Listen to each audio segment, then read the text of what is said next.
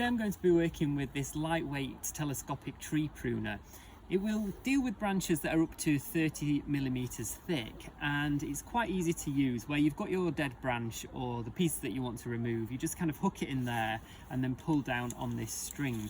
The thing I really like about this tool is it's very easy to adjust in terms of height, and it'll go just over 2 meters in height.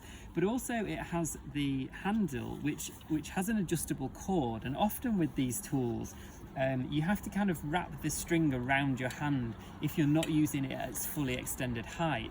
But because it's got an adjustable cord, it makes it really much easier to use on lower down branches. So if you want to find something that you need to take out, hook it in there, give it a pull down, it should remove it really easily.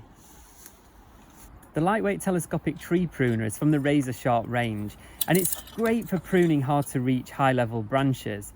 It's 30% lighter to handle than its equivalent metal-handed tree pruners, and with its bypass cutting action, it's perfect for anything up to 30mm thick.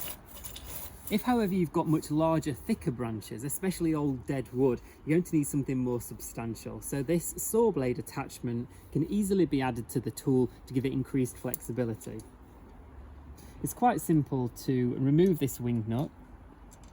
Make sure you don't drop it on the floor. Place this over the top like so.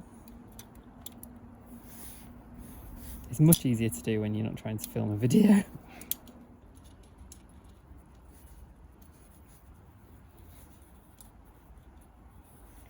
Make sure that that's nice and tight.